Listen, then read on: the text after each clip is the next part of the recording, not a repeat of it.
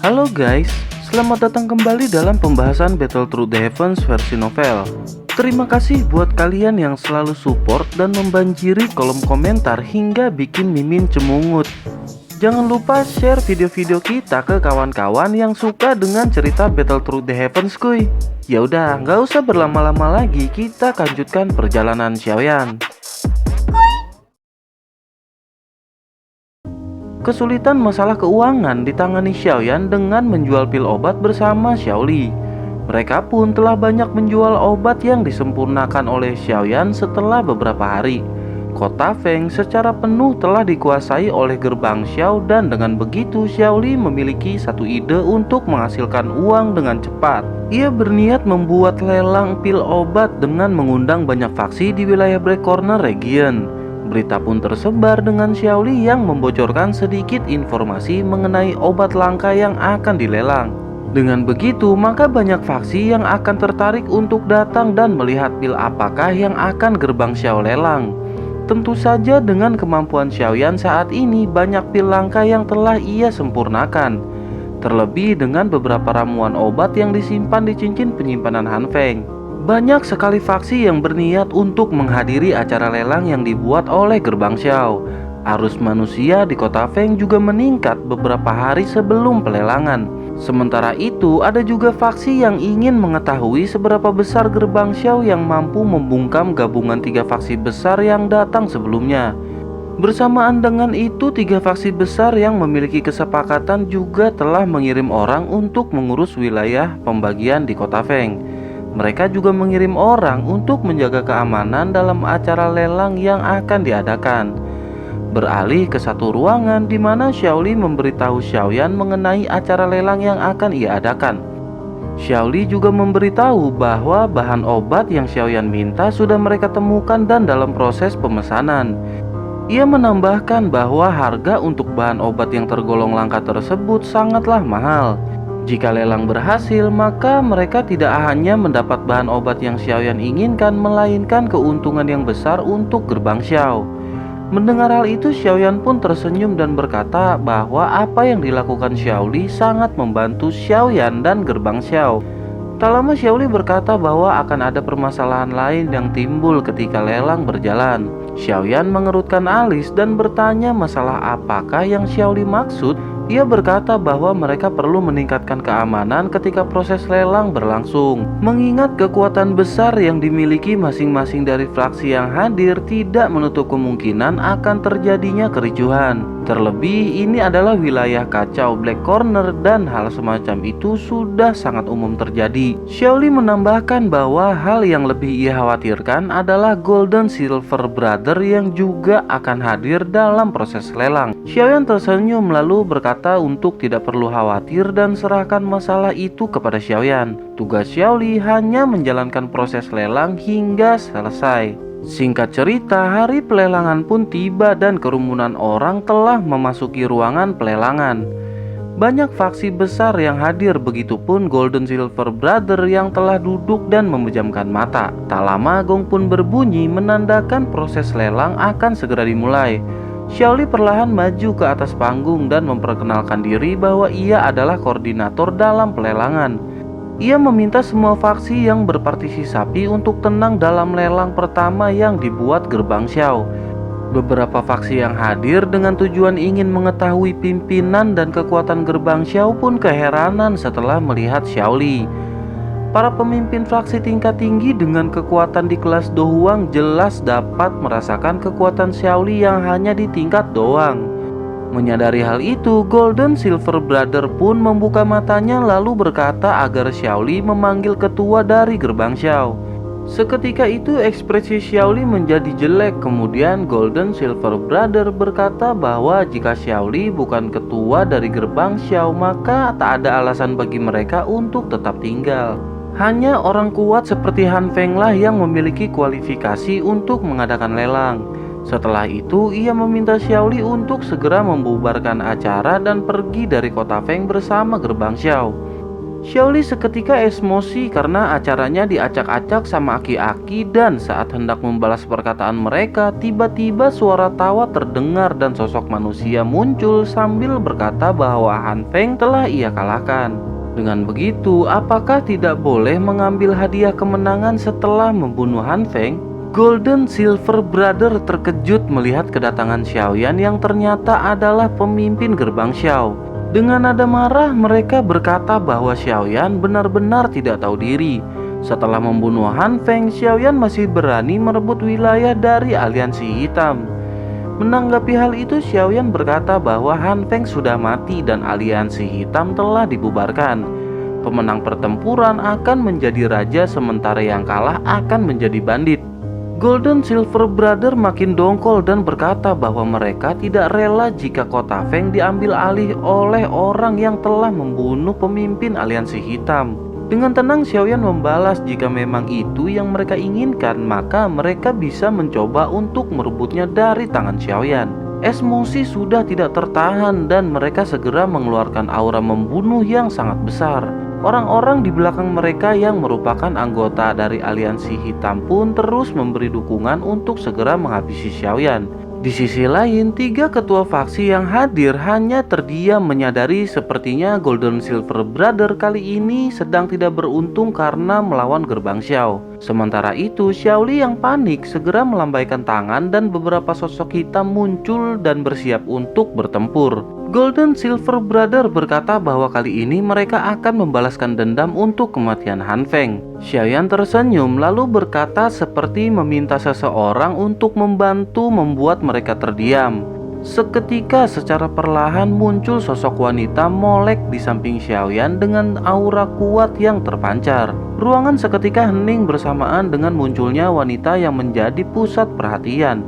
Golden Silver Brother terkejut dan menyadari bahwa itu adalah wanita yang telah menendang pinggang Han Feng hingga tewas. Keringat dingin mulai keluar bersamaan dengan pertanyaan yang muncul, mengapa wanita tersebut bisa berada di sana? Aura membunuh mereka pun seketika ciut sebelum akhirnya menghilang di bawah tatapan dingin Medusa.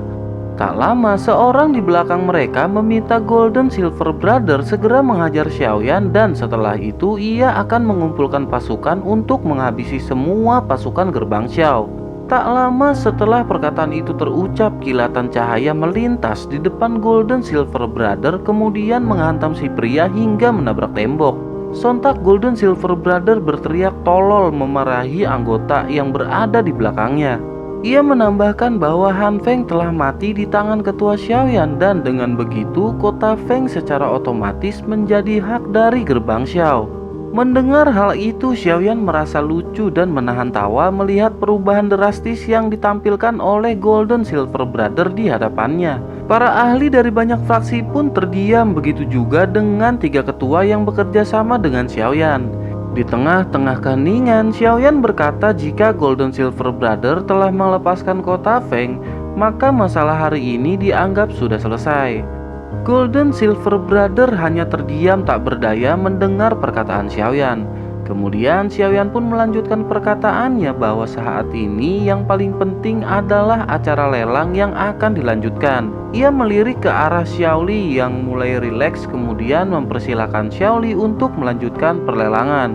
Sementara itu, Xiaoyan berjalan menuju ke belakang panggung dengan diikuti oleh Ratu Medusa. Pelelangan pun berjalan dengan dikeluarkannya pil obat yang pertama. Sementara itu, Xiaoyan berterima kasih kepada Medusa karena telah membantunya. Medusa masih dengan tatapan dingin dan mengalami perdebatan dalam kepalanya. Pengaruh piton membuat Medusa tidak mampu menolak semua yang diinginkan Xiaoyan. Saat yang bersamaan, Xiaoyan meminta Medusa untuk sesekali berhenti menggunakan tatapan dingin padanya. Xiaoyan tahu bahwa sikap Medusa yang mau membantunya adalah dorongan dari roh piton penelan surga. Setelah itu, Xiaoyan berbicara pelan dan bertanya, sesungguhnya tidak ada dendam dan permasalahan di antara mereka kan?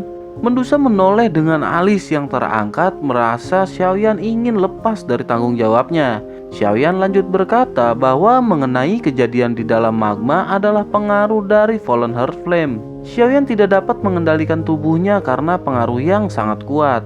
Mendengar hal itu, Medusa makin kesal dan berkata jika saja Xiaoyan tidak membawa piton penelan surga ketika Medusa berevolusi, maka hal ini tak akan terjadi. Terlebih secara tidak langsung, Ratu Medusa dan piton penelan surga adalah satu sosok yang sama. Xiaoyan masih tak ingin disalahkan, kemudian berkata bahwa ia juga tidak tahu jika piton penelan surga adalah bentuk evolusi dari Ratu Medusa. Xiaoyan menganggap bahwa piton penelan surga itu seperti leluhurnya sendiri, bahkan ia memberikan cairan kristal ungu untuk si piton. Saking Xiaoyan memikirkan si piton, ia bahkan tidak menggunakan cairan kristal ungu sama sekali karena itu adalah makanan dari si piton.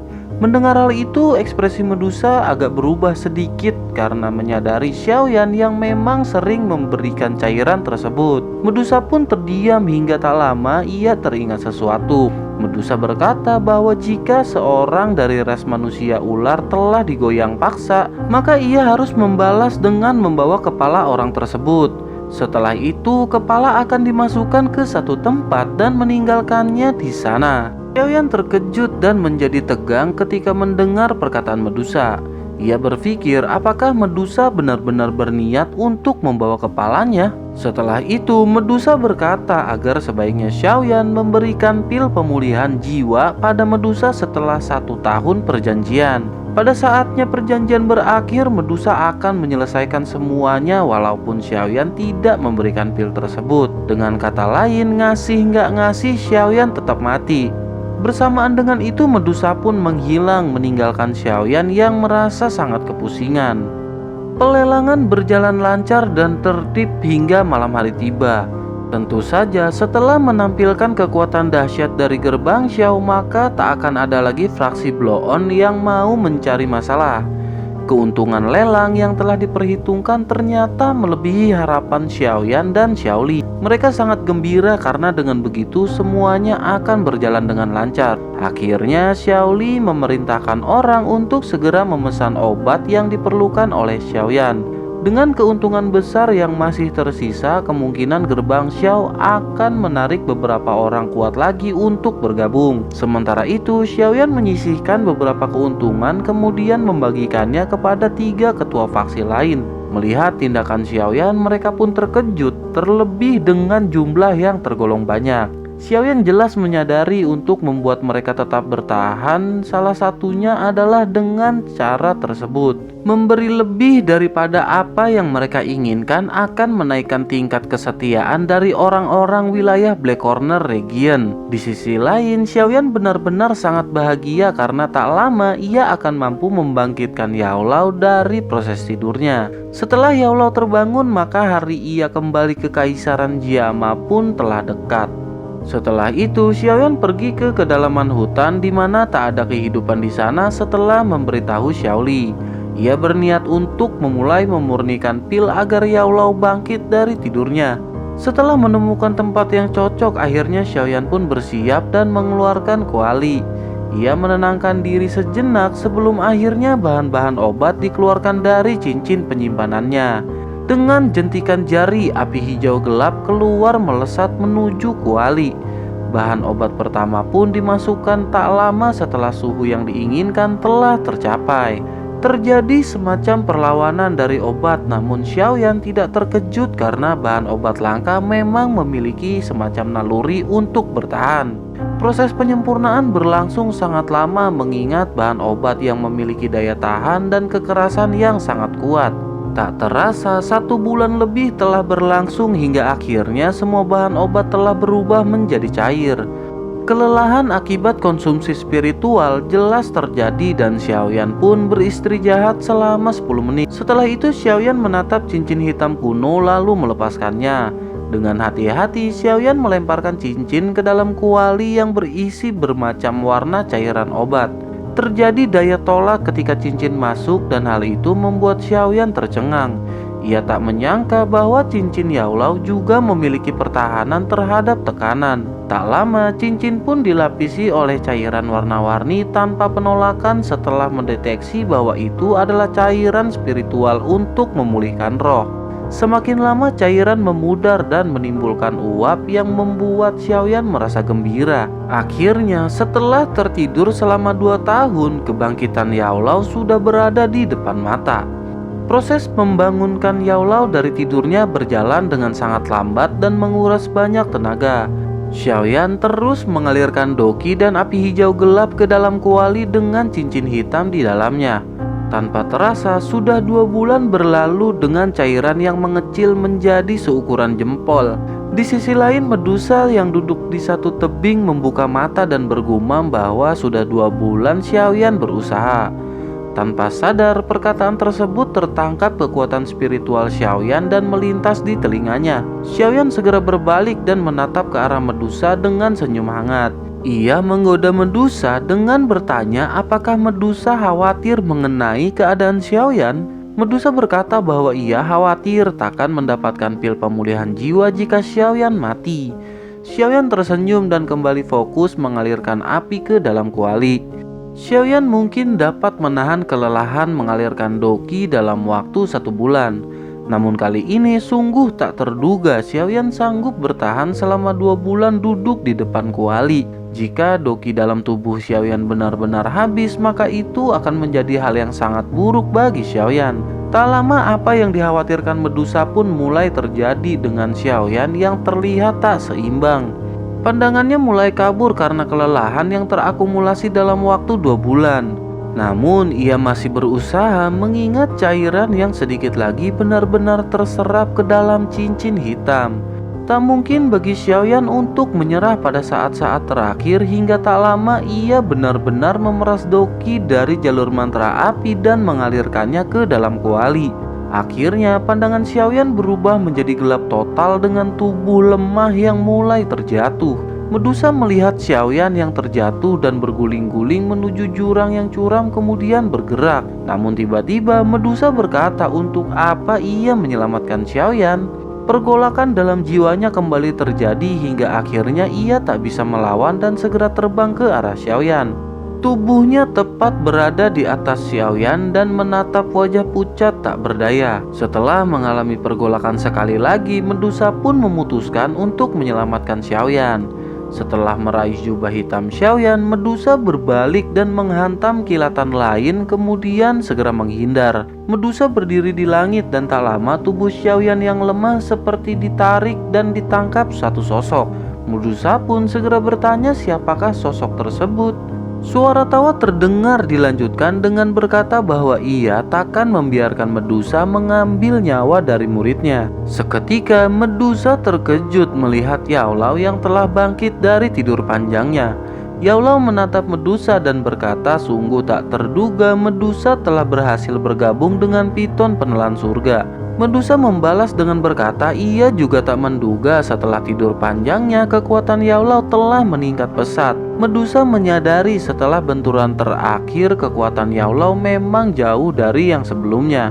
Bahkan setelah bergabung dengan Piton penelan surga, Medusa tidak yakin dapat mengalahkan Yao Lao jika mereka bertempur. Setelah itu Yao Lao menanyakan mengapa Medusa masih berada di sekitar Xiaoyan. Yao Lao jelas tahu konflik sebelumnya yang menyebabkan Medusa sangat ingin membunuh Xiaoyan. Medusa dengan nada sinis berkata bahwa apa urusan Yao Lao jika Medusa masih berada di sekitar Xiaoyan.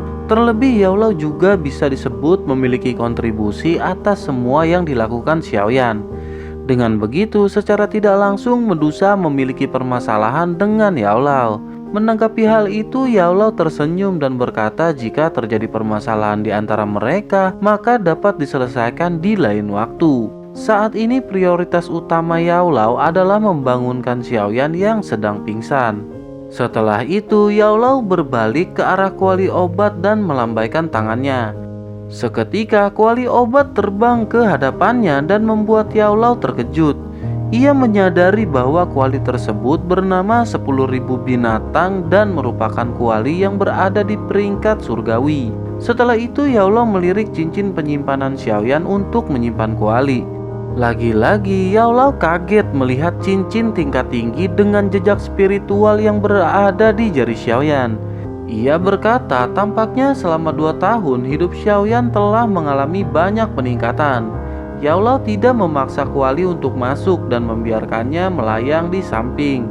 Akhirnya Yao Lao pun pergi membawa Xiaoyan menuju ke puncak gunung. Melihat hal itu, Medusa secara diam-diam mengikuti kemana arah Yao Lao pergi. Di satu puncak gunung yang terhalang pepohonan, Yao Lao membaringkan Xiaoyan. Ia pun memasukkan paksa pil obat ke dalam mulutnya. Di sisi lain, Medusa berdiri tak jauh dari sana dan memperhatikan Xiaoyan yang mulai membaik. Tak lama, Xiaoyan pun membuka mata dan melihat senyum di wajah tua yang sudah lama tidak ia lihat. Dengan kegembiraan yang tak bisa terungkap, Xiaoyan berkata sudah 2 tahun tidak bertemu, sepertinya guru menjadi semakin kuat. Yao Lao tersenyum, kemudian Xiaoyan melirik ke arah Medusa dan berterima kasih atas pertolongannya.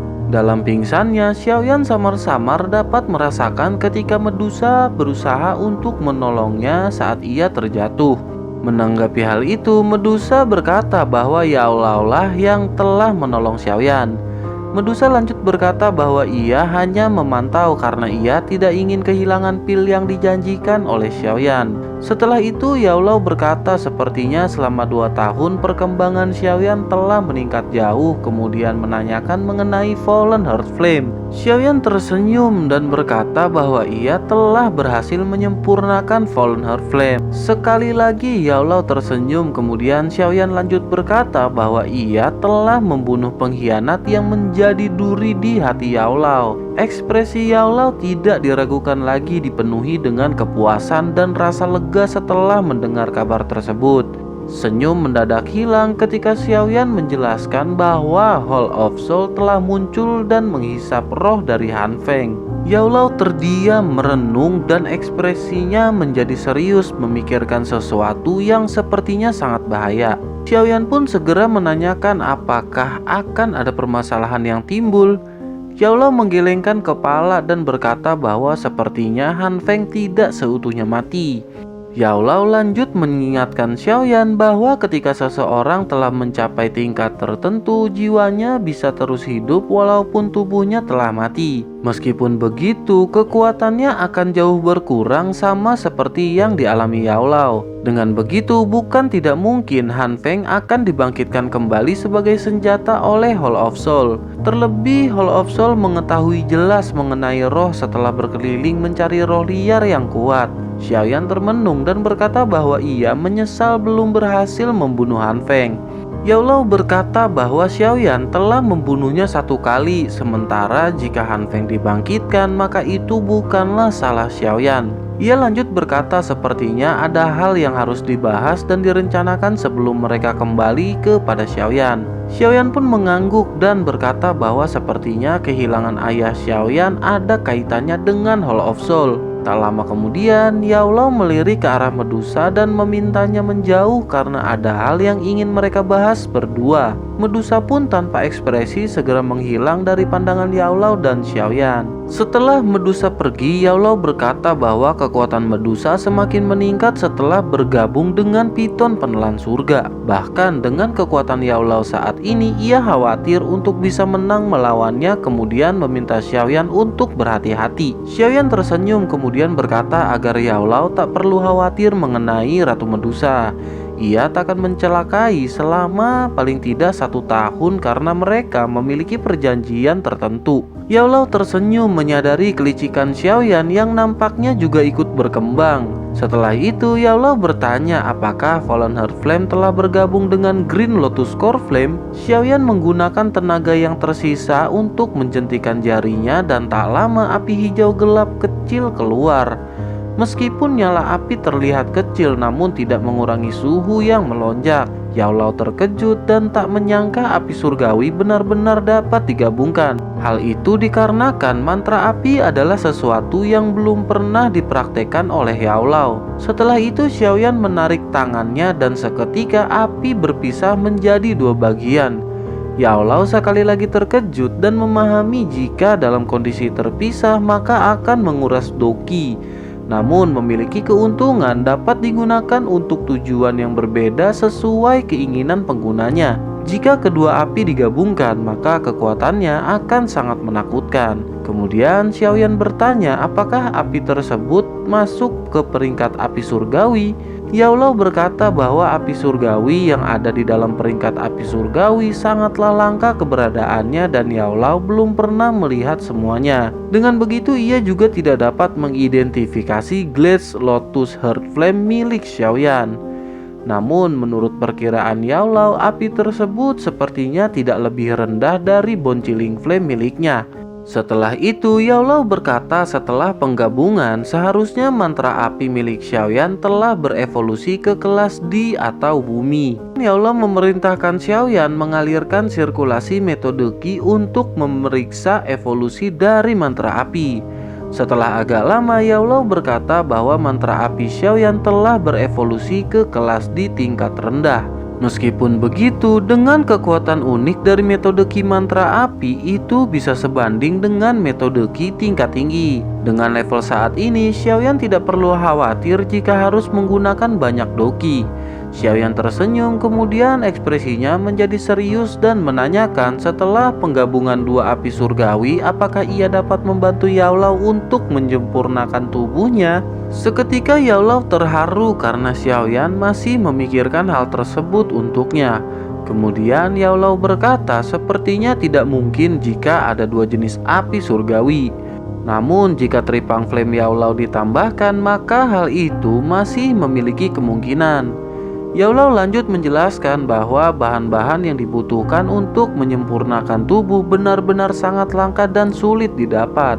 Dengan begitu akan memerlukan waktu lama untuk memulai menyempurnakan tubuh. Mendengar hal itu, Xiaoyan pun menanyakan bahan apa saja yang dibutuhkan. Xiaoyan menambahkan bahwa saat ini ia memiliki beberapa kekuatan di Black Corner dan mungkin akan sedikit membantu mencari bahan-bahan obat tersebut.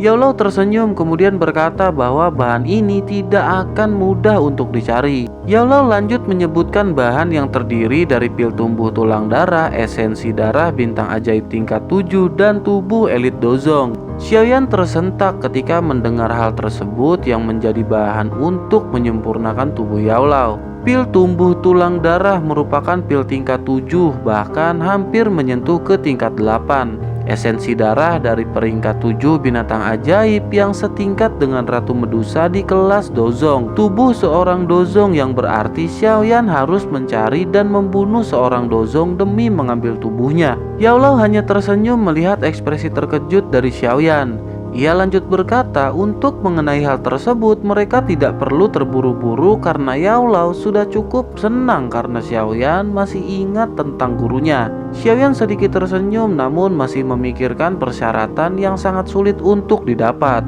Yao lanjut berkata bahwa tubuh yang digunakan untuk menampung roh harus memiliki kekuatan yang setara dengan roh yang akan dimasukkan. Semakin kuat roh, maka tubuh yang menjadi wadah juga harus semakin kuat. Jika tidak, maka setelah roh masuk ke dalam tubuh yang lemah, dapat dipastikan wadah tersebut akan hancur karena tak kuat menahan tekanan dari roh.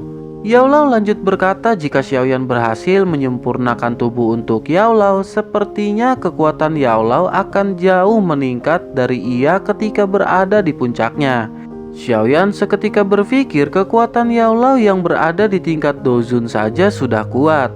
Mungkinkah ketika bangkit Yao akan naik ke tingkat doseng yang menjadi legenda di benua?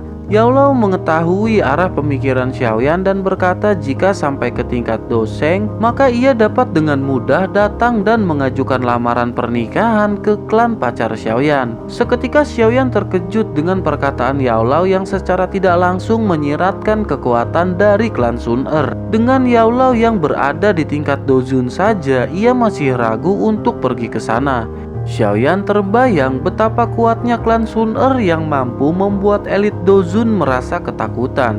Setelah itu Yao berkata bahwa ia tahu Xiaoyan sangat tertarik untuk mengetahui klan dari Sun Er. Namun ada beberapa hal yang takkan berguna jika memberitahu Xiaoyan untuk saat ini. Yao menjelaskan sedikit mengenai klan Sun Er yang sudah terbentuk sejak zaman kuno. Mereka memiliki kekuatan yang menakutkan dan bakat pelatihan khusus yang sulit untuk dicari. Benua Doki ini sangat luas dan yang selama ini Xiaoyan ketahui hanyalah sedikit kekuatan yang ada di benua. Hal yang paling penting sekarang adalah memulihkan diri dari kelelahan. Xiaoyan menghela nafas dan mengangguk, kemudian ia mengeluarkan gulungan dan botol giok dari cincinnya. Yao seketika terkejut dan menyadari bahwa itu adalah life devouring pill, lalu menanyakan dari manakah Xiaoyan mendapatkan pil tersebut. Xiaoyan menjelaskan bahwa pil dan gulungan tersebut ditemukan kakak keduanya ketika ia berada di kedalaman hutan. Yao menebak jika Xiaoli telah meminum pil tersebut dan Xiaoyan pun mengiyakannya. Xiaoyan dengan sedih berkata bahwa sisa hidup dari Xiaoli tinggal 1 tahun lagi. Xiaoyan pun bertanya apakah ada cara untuk membatalkan efek pil tersebut. Yao terdiam kemudian berkata seharusnya jika ada racun maka ada obat untuk menyembuhkannya. Walaupun Yao tidak yakin ada cara untuk membatalkan efek tersebut, setidaknya mereka dapat mencoba untuk mencari solusi. Xiaoyan mengangguk kemudian memberikan gulungan merah tersebut untuk Yao pelajari. Akhirnya Yao memerintahkan Xiaoyan untuk segera beristri jahat dan memulihkan diri. Singkat cerita, 7 hari Xiaoyan duduk bersila hingga akhirnya ia membuka mata dan menghembuskan nafas keruh. Kegembiraan terlintas di hati Xiaoyan ketika menyadari kekuatannya telah meningkat walaupun masih berada di tingkat puncak doang. Namun Xiaoyan merasakan bahwa kali ini ia telah mencapai penguasaan kekuatan yang meningkat. Ia pun berdiri kemudian cahaya kilat melintas bersamaan dengan tempat awal Xiaoyan yang menjadi bayangan. Ia telah berada di langit dan mampu bertahan untuk beberapa saat hingga akhirnya sayap hijau mengepak. Xiaoyan menyadari tampaknya ia telah berhasil mencapai tingkat 2 penguasaan gerakan 3000 kilat. Tak lama Yao muncul dan berkata sepertinya Xiaoyan belum sepenuhnya pulih namun kekuatannya telah meningkat. Xiaoyan tersenyum dan berkata apakah dengan kekuatan saat ini ia akan mampu menghadapi Mystic Cloud. Yao tertawa dan berkata dengan kekuatan Xiaoyan saat ini maka ia sudah bisa kembali ke kekaisaran Jiama. Xiaoyan tersenyum kemudian berkata ia akan mengurus beberapa hal terlebih dahulu sebelum pergi. Terlebih, ia memiliki beberapa kekuatan di Black Corner Region dengan tujuan untuk membawa para ahli demi menghadapi Mystic Cloud. Yao tertawa dan berkata tampaknya Xiaoyan saat ini sudah semakin dewasa dengan keputusan bijak yang dikeluarkan. Xiaoyan tersenyum dan merenung sebelum akhirnya berterima kasih kepada Yao atas semua pelajaran yang telah ia berikan.